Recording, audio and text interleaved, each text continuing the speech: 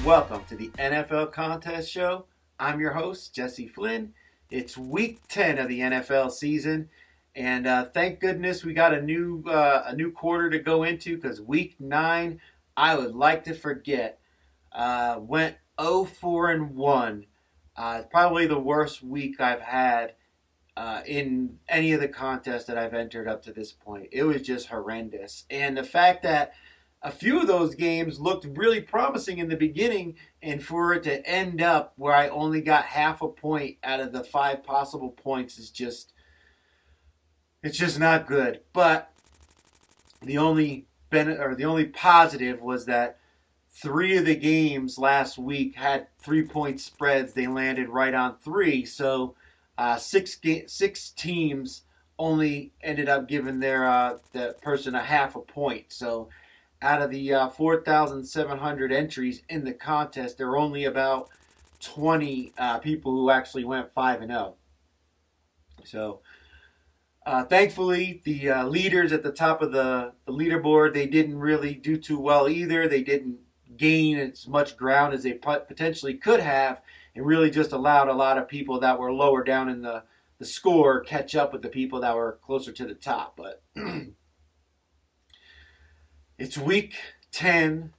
It's the start of the third quarter, and thank goodness for that, because I really want to just forget about week 9 and move on to this week.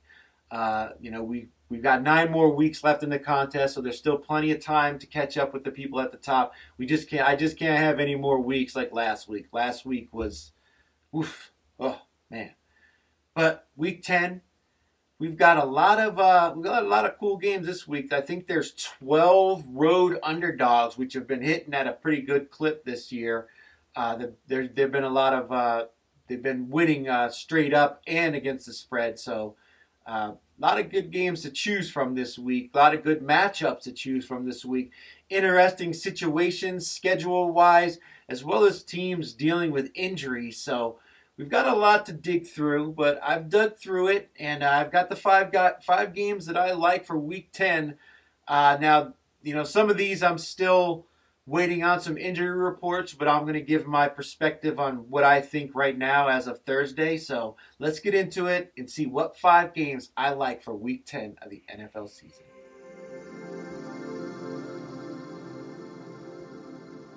So the first game is the Minnesota Vikings plus 3.5 going to Buffalo to take on the Bills.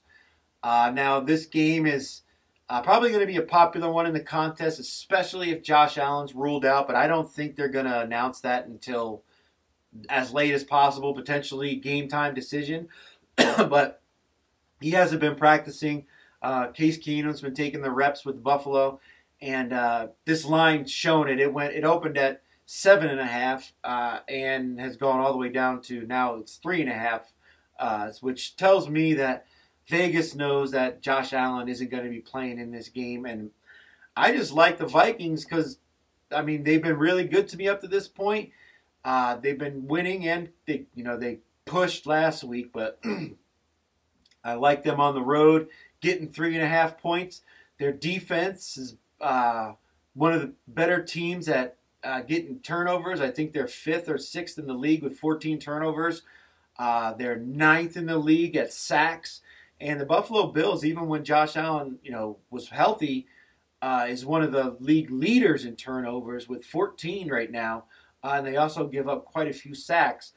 And I think if Case Keenum plays, the offense is going to struggle.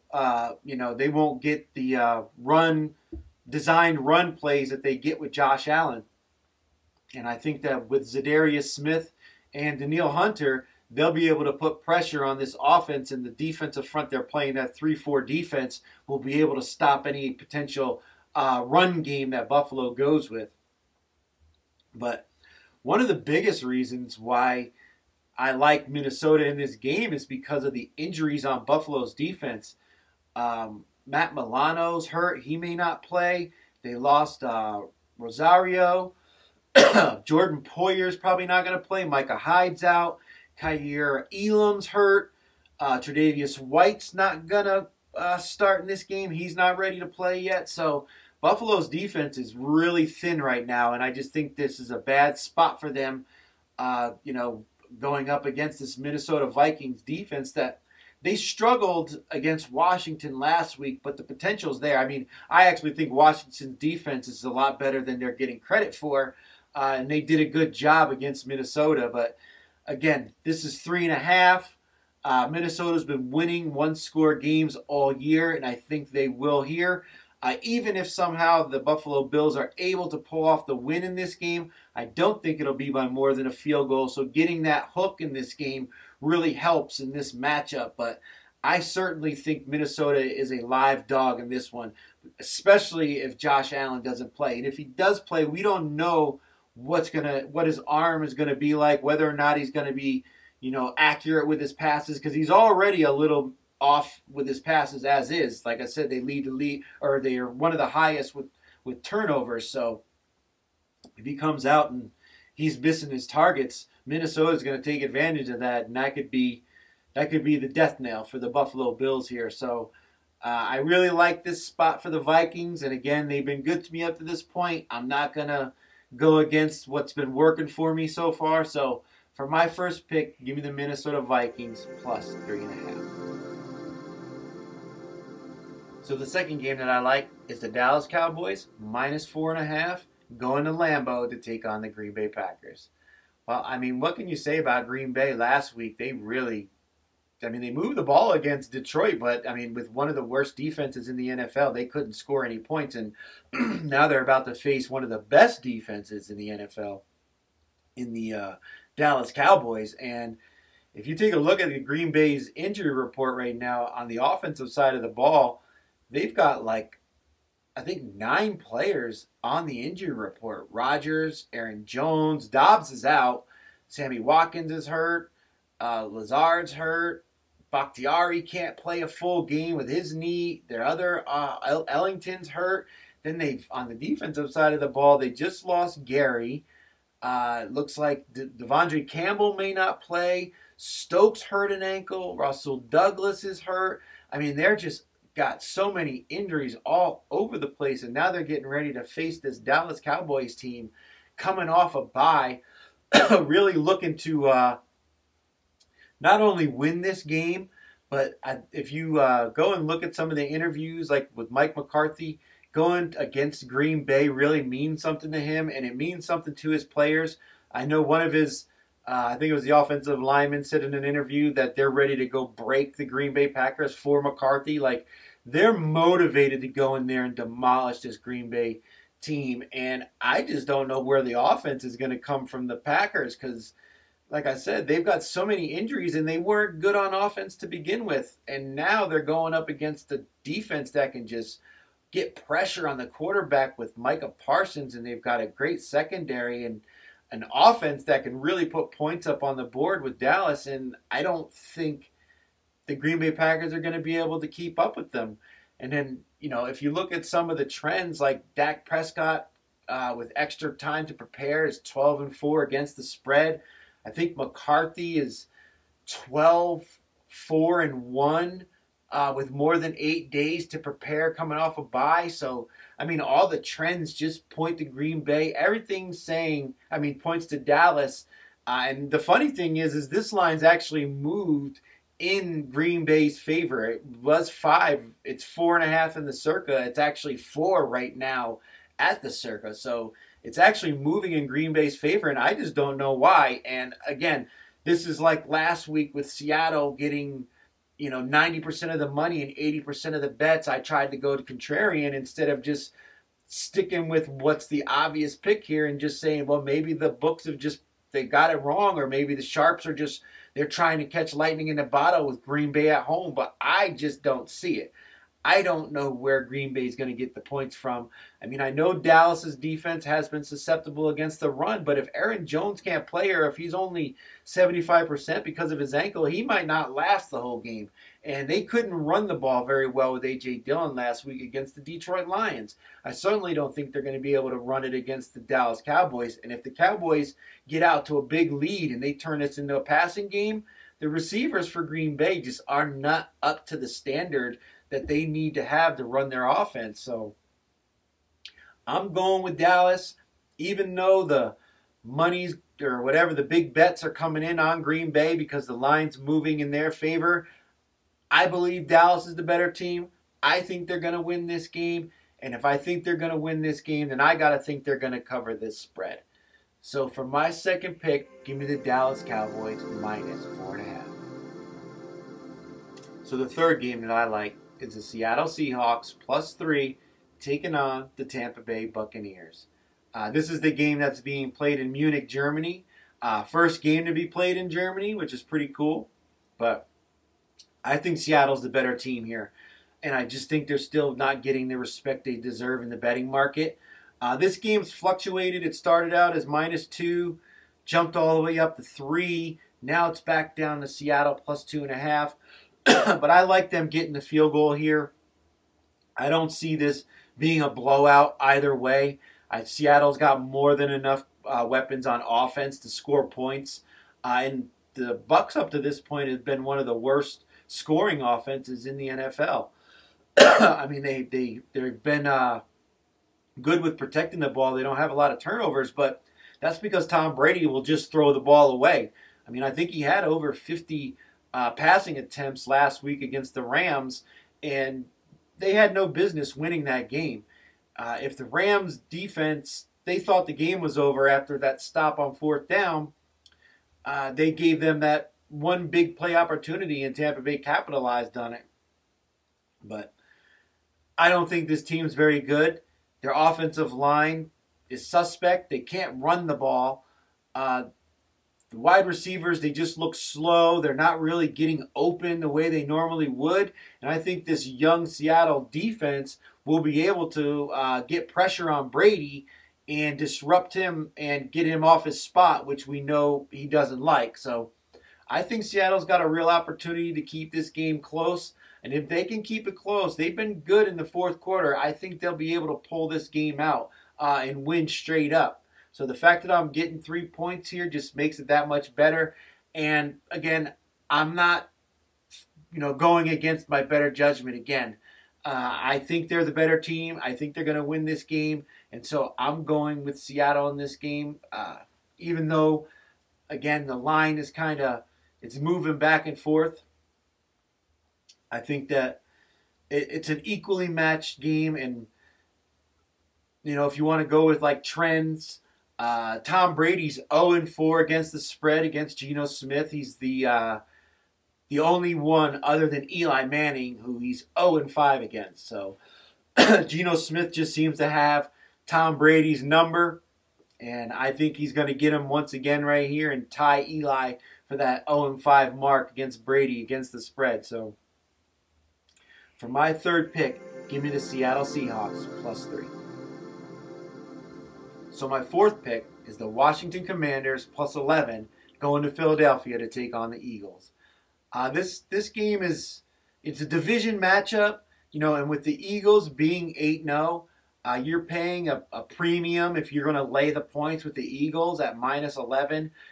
This game preseason line was only Philly -4. It was -8 on some look-ahead lines not too long ago, and now with Philadelphia being undefeated, they've really juiced up the line, and I just think it's too many points with this Washington defense. We saw what they did against Philadelphia last week. They really held them in check after that first drive until the end of the game, and if not for Tyler Heineke throwing that interception, that ill-advised interception at the end of the game, they could have potentially won that game outright. So I think Washington's scrappy here. Terry McLaurin, he really has a good connection with Heineke. Their run game is okay. I mean, it gets by. It's not the greatest. They're doing it by committee with Gibson and Samuel and Robinson. And then it looks like they might get Jahan Dotson back, which would really be a plus for this offense to get them another big play receiver that could potentially stretch the field against this Philadelphia defense. Philadelphia's defense has been really good, particularly with their turnovers. They're number one in the league turnover differential. I think they're +15. I think the Eagles' offense has only turned the ball over 3 times. So they've been protecting the ball pretty well too. But with these division matchups, it's hard. I mean, I'm kind of, playing a hunch here, I guess I could say. But, with these division matchups, strange things happen in these games. And it's Monday night. It's prime time. They're going to be ready to play. Everybody's going to, have their best foot forward. Again, Washington's defense has been pretty good, particularly their front four against the run, and they don't have to blitz to get pressure on the quarterback. And they might even have Chase Young back as well, which is just another plus for this Washington team. And Philadelphia, they lost their rookie defensive tackle, who's been really good on the interior of this team, and it could open up some rushing lanes for Washington. But I just think 11 points is just too many points for them to be given up in this division matchup. Like I said, strange things happen in this game, these games like this, and Philly, they've been really on the plus side of not turning the ball over, but again, fumbles are random, tip ball interceptions are random, and it could just be one of those nights where everything falls in place for the Commanders. And even if they don't win this game, I mean, they could be, it could be a 17-point lead, and if it's a garbage time touchdown at the end of the game, you still cover the spread here. So I just think it's too many points to be given up in a division matchup, particularly with a team that's got a good defense like Washington does. I think they'll be able to keep them in this game, get it to the fourth quarter, potentially steal the victory outright and give Philadelphia their first loss. But again, even if they don't win this game, I think they're still going to be able to cover the spread. So for my fourth pick, give me the Washington Commanders plus 11. So my fifth pick is the Denver Broncos plus 2.5 going to Nashville to take on the Titans. We saw the Titans last week with their backup quarterback almost pull off the upset against Kansas City. But I think this is a tough spot for them. We've got Denver coming in off the bye. Road teams off a bye that don't score very many points in their last game are pretty good against the spread the following week. If they're on the road, it's about almost 80% that they cover the spread in that following game. So I really like Denver's chances here. I mean, their defense is one of the best defenses in the league. Now, they're number one, I believe, against the pass. They struggled against the run, which we know, Tennessee's, their bread and butter is to run the ball with Derrick Henry, but they don't have much of a passing game. So if the Broncos don't have to commit a lot of players to defending the pass, then they can load the box up against Derrick Henry and try to, shut down the run and make the Titans beat them passing the ball. Now, we don't know if it's going to be Ryan Tannehill or Willis. Tannehill has been practicing, so I'm leaning towards it being him. And I think the books are as well, because they've actually moved this game up to plus 3 for the Broncos from 2.5. But I still like the Broncos anyway. I do believe they're going to win this game outright. I know the offense has struggled, but there's a lot of growing pains with bringing in a new quarterback into a new offense with a new head coach. But now they've had another bye week to get more time to prepare. And if there's anybody who's going to be preparing on their bye week, it's going to be Russell Wilson. That guy is just overly committed to his craft. For all the shit people talk about him, he is committed to being the best quarterback he can be. So hopefully he gets it done against this Titans team. And they've been really scrappy, but again, I think they're on like a 6-game covering streak. So at some point it's going to come to an end, and I think it's going to come to an end this week. They're in a bad spot scheduling-wise. They played the late game on Sunday. Now they've got to play this week against the Broncos at home. They played on the road last week. Now they're at home, and then they've got to play on Thursday night upcoming in Green Bay. So, this is just a tough spot. They're not going to have as much time to prepare as they would have otherwise. And I just think this is Denver's opportunity to get on their winning ways, put 2 games back to back. I think that game in London against Jacksonville gave them some confidence, where people were talking about people were going to get fired if they would have lost. They would have, before they even got back to the United States. Now they got to have a little a breather on their bye week. I think they're going to come out ready to play. And again, I think this Denver defense will be able to do everything it can to stop Derrick Henry in the running game for the Titans.